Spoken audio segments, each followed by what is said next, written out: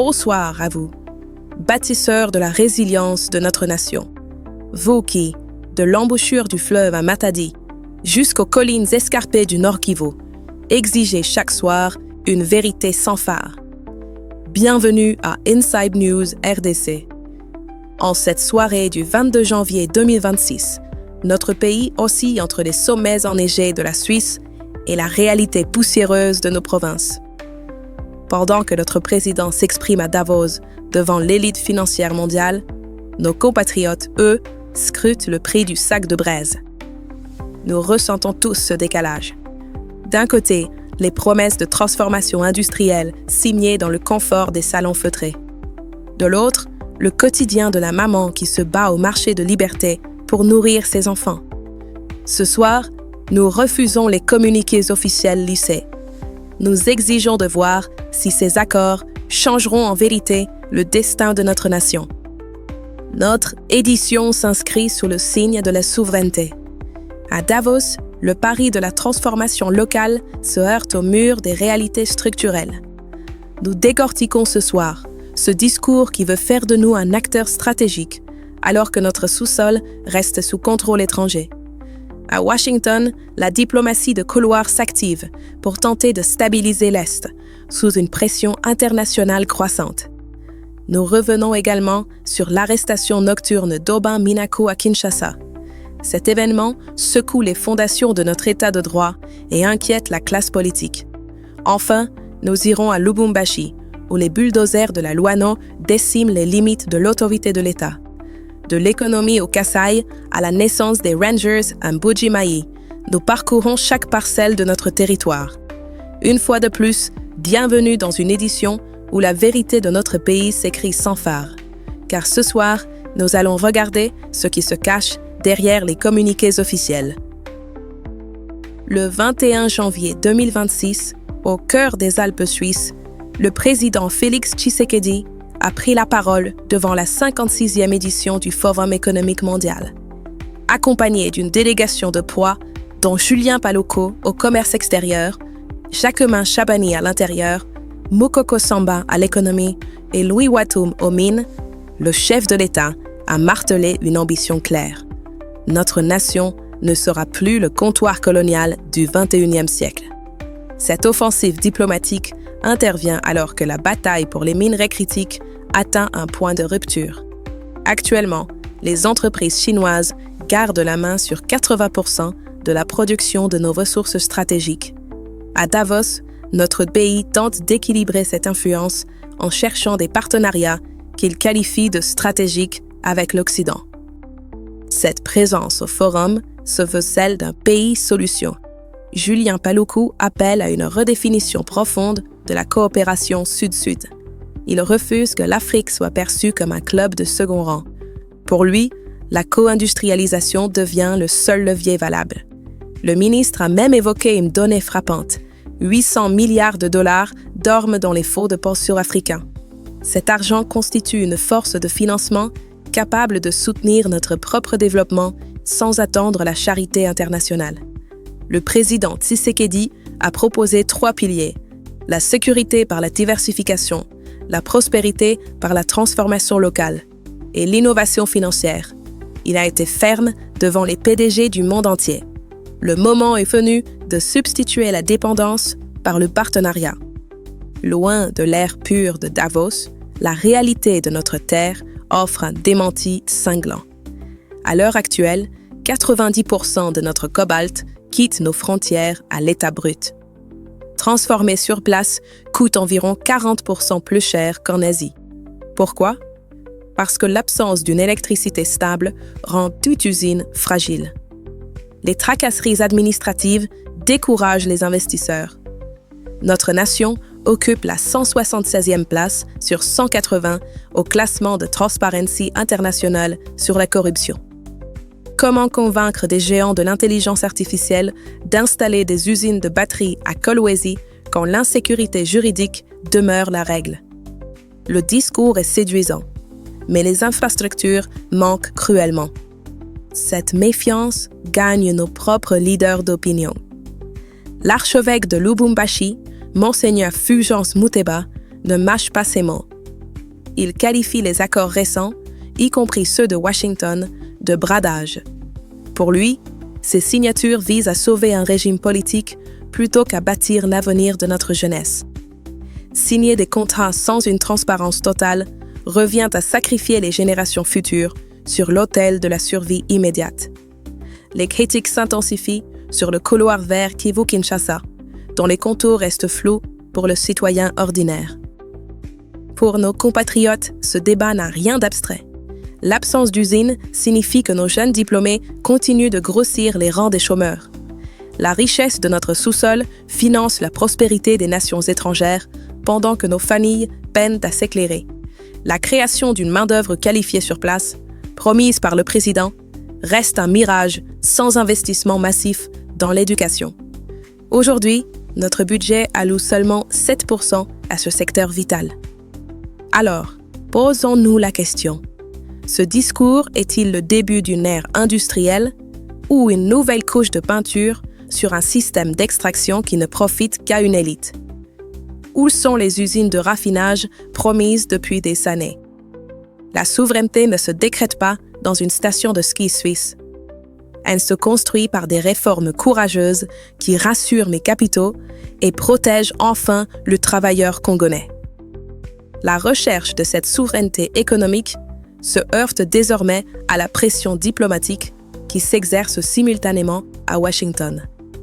Pendant que les discussions se poursuivent en Suisse, les couloirs du département d'État à Washington s'animent. Ce jeudi 22 janvier, une réunion tripartite rassemble des représentants de notre pays, du Rwanda et des États-Unis. L'objectif consiste à évaluer les accords signés le 4 décembre dernier sous la médiation de l'administration Trump. Cette rencontre se déroule dans un climat de méfiance extrême. Les observateurs constatent que les avancées restent limitées sur le terrain, malgré les signatures officielles. L'enjeu est de taille, transformer une transaction géopolitique en une paix durable pour nos frères de l'Est. Le porte-parole de notre gouvernement, Patrick Muyaya, a dû s'exprimer avec fermeté ce jeudi. Il dénonce une haine importée par le Rwanda à travers le mouvement rebelle M23. Ce dernier accuse nos forces armées de préparer un génocide contre la communauté Banyamulenge à Uvira. La réponse de Kinshasa est sans ambiguïté. Les Banyamulenge sont nos compatriotes. Ils n'ont jamais mandaté le M23 ou le Rwanda pour parler ou combattre en leur nom. Le ministre insiste. Cette rhétorique vise uniquement à diviser notre nation pour mieux piller ses ressources. Au-delà de nos frontières, les voix se multiplient. Le roi Philippe de Belgique a rencontré le président Tshisekedi à Davos pour encourager un dialogue national inclusif. Accompagné de son ministre Maxime Prévost, le souverain belge insiste sur le respect de l'intégrité territoriale de notre nation. La France, par la voix de son ministère des Affaires étrangères, rejoint cette position. Elle préconise un dialogue intercongolais comme solution complémentaire au processus de Doha et de Washington. L'Union européenne, de son côté, débloque 2 millions d'euros d'aide humanitaire pour le Sud Kivu via le consortium SAFER. Cet argent doit soutenir 500 000 déplacés dans les zones d'Uvira, Fizi et Kalehe. Ces accords de Washington sont-ils un véritable outil de paix ou une simple gestion de crise? L'administration américaine actuelle semble privilégier une approche transactionnelle pour sécuriser l'accès aux minerais critiques. Si Washington n'exerce pas une pression réelle sur Kigali pour un retrait effectif des troupes, ces réunions risquent de n'être qu'une diversion diplomatique. Pendant que les diplomates soupèsent leurs mots, nos concitoyens en Ituri et au Nord Kivu continuent de fuir leur village sous la menace des armes. La paix ne se négocie pas seulement à l'étranger. Elle exige une cohésion nationale forte et une justice exemplaire. Si les accords internationaux ne s'accompagnent pas d'une volonté de protéger chaque communauté sur notre sol, ils resteront des lettres mortes. Comment espérer une stabilité régionale si la confiance intérieure est minée par des arrestations politiques? Cette sécurité nationale est indissociable de la sécurité juridique intérieure. À Kinshasa, l'actualité a pris une tournure brutale dimanche dernier, peu après minuit. Aubin Minaku, ancien président de l'Assemblée nationale et figure majeure du PPRD, a été arrêté à son domicile. Des hommes armés appartenant aux forces spéciales ont bouclé sa résidence avant de l'emmener vers une destination inconnue. Jusqu'à cette heure, aucun motif officiel n'a été communiqué par les autorités judiciaires ou sécuritaires. Cette interpellation nocturne, sans mandat apparent, jette un froid sur les promesses de changement dans la gestion de l'État. L'opposition a réagi avec une vigueur immédiate. Deli Sesanga, leader du parti Envol, dénonce une violation frontale des articles 17 et 18 de notre Constitution. Ces textes garantissent la liberté, la sûreté individuelle et le droit d'être présenté devant un juge naturel. Pour l'ancien député, l'enlèvement de Minaku transforme la Constitution en un simple décor que l'on déplace selon les besoins du moment. Martin Fayulu s'est également insurgé contre ce piétinement systématique des droits humains. Sur les réseaux sociaux, il appelle à une relecture urgente des garanties constitutionnelles pour éviter que la République ne sombre dans l'arbitraire. Dans le langage de la cité, ce que nous appelons le code de la rue, cette arrestation s'interprète comme un signal d'intimidation envers les cadres de l'ancien régime de Joseph Kabila. Au sein du PPRD, dont les activités sont suspendues depuis novembre, l'inquiétude grandit. On craint une série d'interpellations visant à démanteler toute forme de contradiction politique organisée. Les partisans de Minaku dénoncent un silence complice des partenaires internationaux. Ils s'interrogent sur cette justice qui frappe à minuit sans explication, alors que la procédure normale exigerait une convocation. L'état de droit ne peut être à géométrie variable. Si la justice devient un glaive que l'on brandit uniquement contre ses adversaires, la confiance de notre peuple en ses institutions s'effondre. La puissance de juger doit rester séparée de la puissance exécutrice pour que la liberté survive. La justice doit être une balance équitable, capable de demander des comptes sans bafouer la dignité humaine. Cette affaire met à l'épreuve la sincérité de nos discours sur la démocratie. L'autorité de l'État dans la capitale doit se refléter par le respect scrupuleux des lois. Ce même besoin de clarté et de fermeté se manifeste en province, singulièrement dans la gestion des terres et des infrastructures. Le respect de la loi dans les bureaux de Kinshasa trouve son écho dans l'application des démolitions foncières à Lubumbashi. Le mercredi 21 janvier, un autre visage de l'autorité de l'État s'est manifesté dans le Haut-Katanga. Sous la supervision du gouverneur intérimaire Martin Kazembe, les engins lourds ont entamé la démolition de constructions érigées illégalement. L'opération se déroule dans la concession de l'aéroport international de la Louano. Ce déploiement s'est fait sous l'œil vigilant du comité provincial de sécurité et des généraux des FARDC. L'objectif est clair, libérer l'espace appartenant à la régie des voies aériennes. L'enjeu porte sur la sécurité aéroportuaire. Ces habitations anarchiques menacent la sûreté des vols et des passagers. Elles violent les normes internationales de protection des infrastructures aériennes. Le gouvernement provincial affirme que personne ne sera épargné. La clôture d'un terrain de football appartenant au camp RVA a été la première cible des bulldozers. Martin Kazembe a insisté sur le fait que le statut social ou la qualité des occupants ne saurait constituer un obstacle à l'exécution de cette décision. Cette action intervient au lendemain d'une visite de Jean-Pierre Bemba, ministre des Transports, venu évaluer la modernisation de cet aéroport stratégique. C'est la 3e fois que les autorités tentent de libérer cet espace. Les précédentes tentatives ont été marquées par le retour des occupants, souvent grâce à des complicités dans l'administration foncière. Cette opération est un test majeur pour la crédibilité de l'autorité provinciale. La ville de Lubumbashi a besoin d'une infrastructure conforme aux standards mondiaux pour soutenir son développement économique. La question de la durabilité reste posée. Va-t-on enfin sécuriser ce périmètre ou assisterons-nous au retour des constructions illégales une fois les caméras parties? La restauration de l'ordre ne peut être un spectacle éphémère. Elle exige une surveillance constante et une lutte contre les réseaux qui vendent illégalement des parcelles de l'État. Le droit doit primer sur les arrangements particuliers. Pendant que les engins vrombissent à Lubumbashi pour restaurer la loi foncière, d'autres provinces crient leur détresse face à un abandon financier qui paralyse toute ambition de développement local. À Chikapa, le ton est monté d'un cran. Le gouverneur Crispin Mukendi, lors d'un meeting populaire devant le secrétaire permanent de l'Union sacrée, a livré un témoignage poignant. Il explique que sa province est délaissée par le pouvoir central. En bientôt 2 ans de mandat, il affirme n'avoir reçu que 45 000 $ américains de rétrocession. Cette somme dérisoire ne permet aucune action d'envergure. Pourtant, la province mobilise environ 300 millions de francs congolais chaque mois. Mais cet argent local est immédiatement absorbé. Il sert à payer une dette de 2 millions de dollars laissée par l'ancienne administration et à financer la régie financière. Le gouverneur précise qu'en dehors des projets portés directement par le chef de l'État, le Kasaï n'a aucun moyen propre. Il cite tout de même des avancées comme les travaux de la voirie urbaine par la société Safrimex et le projet Chilejelu. La centrale hydroélectrique Lungudi 2 et la modernisation de l'aéroport national de Chikapa sont également sur les rails. Cependant, ce déséquilibre entre Kinshasa et l'intérieur du pays paralyse l'autonomie provinciale. Comment espérer un développement réel si les provinces n'ont pas accès aux ressources qu'elles produisent?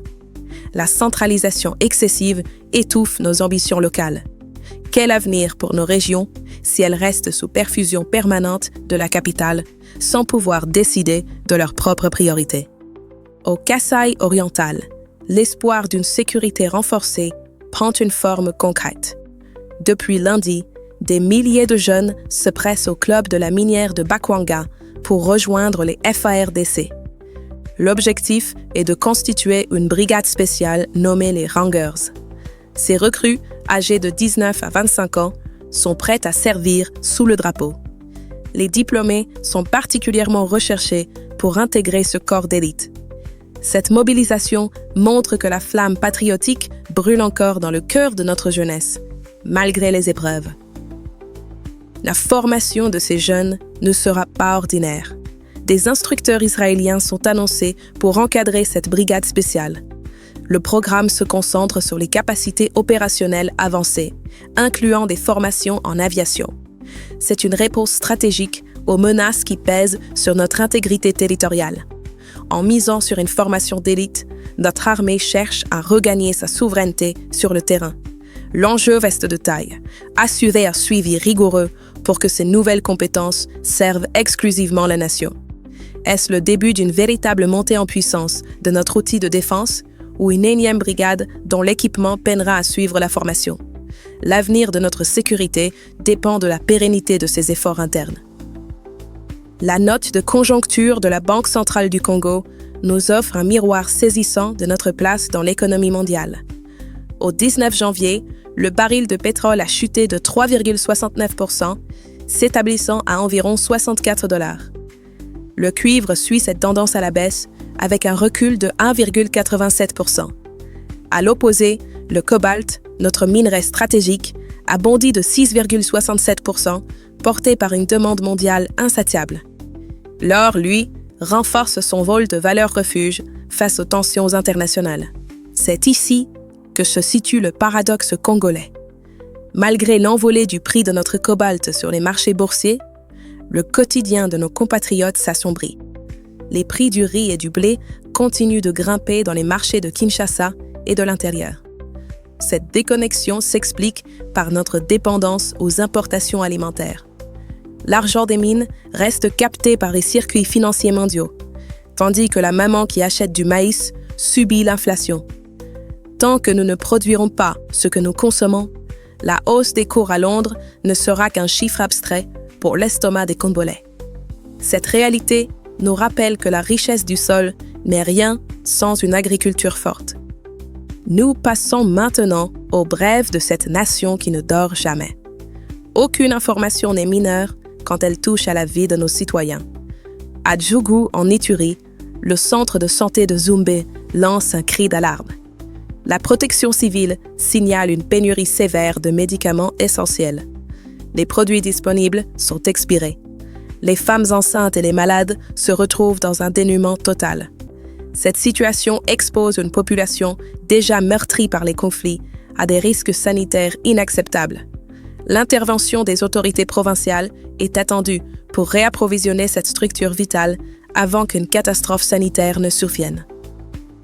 À Kinshasa, le génie militaire des FARDC sort des casernes pour s'attaquer aux inondations qui paralysent le boulevard Triomphal. Sous l'impulsion du ministre John Banza, l'armée utilise ses ressources logistiques pour assainir cet axe stratégique.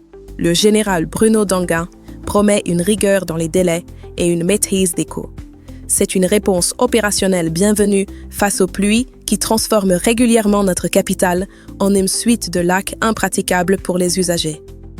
Sur le terrain sportif, le Stade des Martyrs doit répondre aux exigences de la CAF.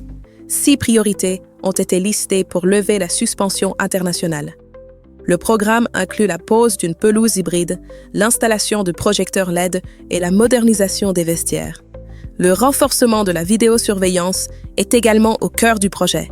Le compte à rebours est lancé pour que nos léopards puissent à nouveau jouer devant leur public dans des conditions dignes des standards mondiaux. Enfin, l'insécurité persiste en Ituri. Dans la nuit de mardi à mercredi, des miliciens de la Codeco ont fait une incursion dans le village de Djoupakpéché, dans le territoire de Maragui. Une dizaine de personnes ont été enlevées et des motos ont été emportées. La société civile locale appelle à un renforcement immédiat de la présence militaire. Nos frères de l'Est se sentent abandonnés et ne savent plus vers qui se tourner pour assurer leur protection quotidienne. Pour asseoir notre compréhension de cette journée, nous devons regarder au-delà des discours officiels. La tension est palpable entre une ambition diplomatique qui nous place sur la carte du monde et une fragilité sociale qui ronge notre peuple. Nous avons vu le président Tshisekedi tenter à Davos de transformer notre économie, malgré l'absence criante d'infrastructures. Nous avons analysé les pressions de Washington pour une paix qui se fait attendre. Nous avons également exposé les zones d'ombre de l'arrestation d'Aubin Minaku, test pour notre état de droit, et la fermeté des démolitions à Lubumbashi.